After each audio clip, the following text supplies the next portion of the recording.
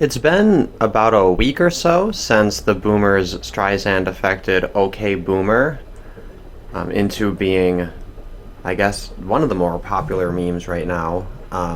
And I had just a few thoughts on it without repeating what I guess everybody else is pointing out. I think this is kind of like step two of my hopes for Jessica Yaniv. So when the Jessica Yaniv controversy was given a second wind earlier this year, I had hoped that maybe this would make more people question the very idea of civil rights laws. And unfortunately, my hopes were dashed, and I think they were, maybe I was a little bit too optimistic. Of course, people who promote Pavlovian styles of morality, people who support things like civil rights legislation, generally just most concepts related to positive rights, they're just going to kind of emotionally justify whatever conclusion they want, even if it's not consistent. And that's exactly what we saw with this Human Rights Tribunal in Canada.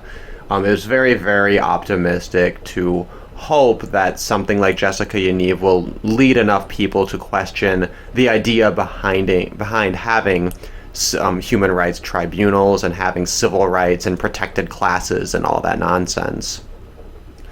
So maybe I'm just repeating my same kind of misguided optimism with OK Boomer, but the thoughts are worth putting out there regardless. Treating Boomer as a new slur shows us how stupid the idea of racial slurs are and their impact, and I think this is a case where you can see the idea of a slur is really, really jumping the shark. My hope is that enough people will be mocking and making fun of this idea that boomer is like the new N-word, that it'll make them also question, well, why is the N-word the N-word? Is that not just as ridiculous?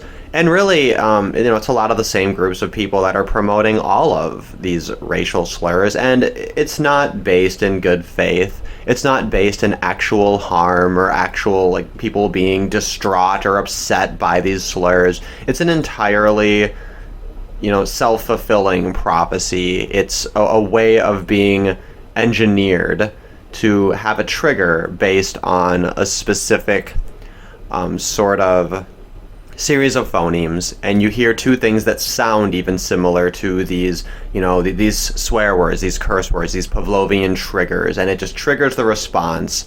And we're expected to live in a world where people aren't able to take ownership of their own responses to these triggers, which is very funny, right? Because the whole anti-racist, anti-bigotry narrative is that we should control such impulses. But apparently, we shouldn't utilize this capacity to control things in such a way that we empower the would-be victims of these things, right? We can't say to someone, well, you can overcome being upset by words and it's going to make you a lot less fragile, and that's going to take a weapon away from these horrible bigots and racists. No, that's a horrible thing to say. That's victim blaming. You're not allowed to promote that in any way.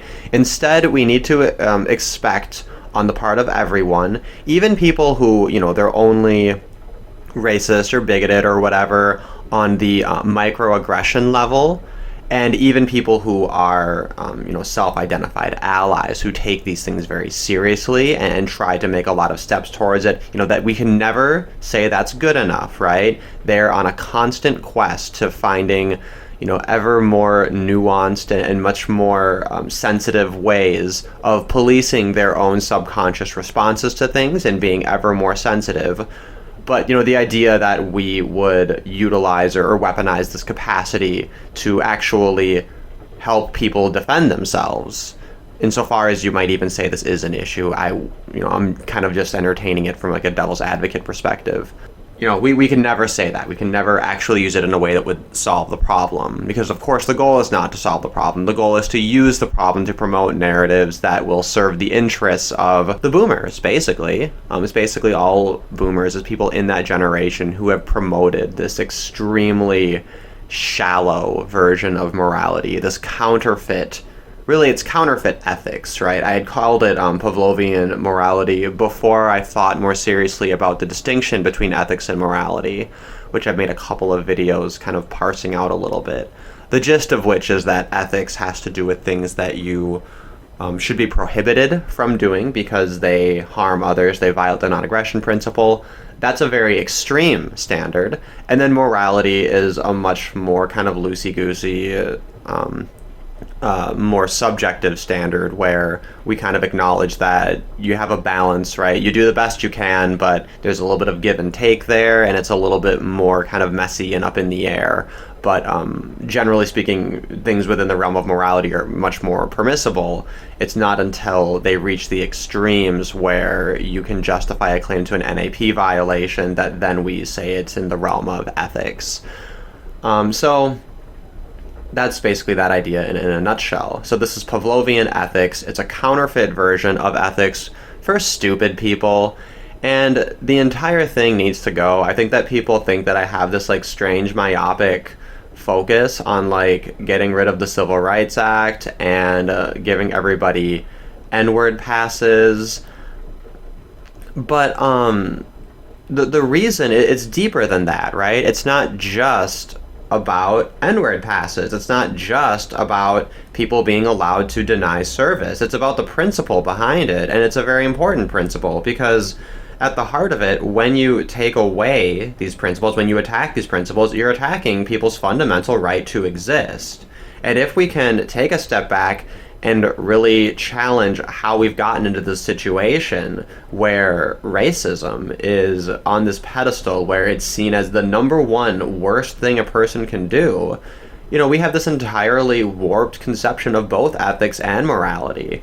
And imagine how much better things could be if we were able to overcome this and to have serious conversations about, you know, how to treat each other and how to have a society without just these stupid, cheap shortcuts where you just hear some syllables, right? Like the best example of this is the fact that the word niggardly isn't even etymologically related to the N-word. So the entire body of controversies surrounding the word niggardly are 100% fabricated. It's 100% based on the fact that the phonics, the phonemes, the sounds, the physical sounds are too similar. It isn't even based in etymological, cultural, social meaning, let alone the actual real meaning, which is defined by the declarant themselves.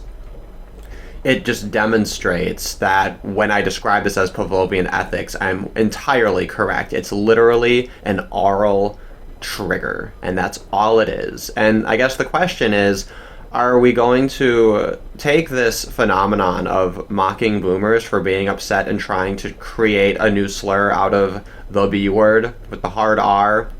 Are we going to take this seriously enough to promote a conversation that could eventually be something extremely valuable to humanity? Or is it just going to be another joke that comes into the media and comes out of the media? Just like Jessica Yaniv, you know, it's a false victory to say that, oh, you know, they lost their human rights appeal. They should have won, because that's the consistent outcome. That's the consistent conclusion of promoting civil rights and protected classes. You wax the ball sack. If you don't suck the dick, you are a homophobe.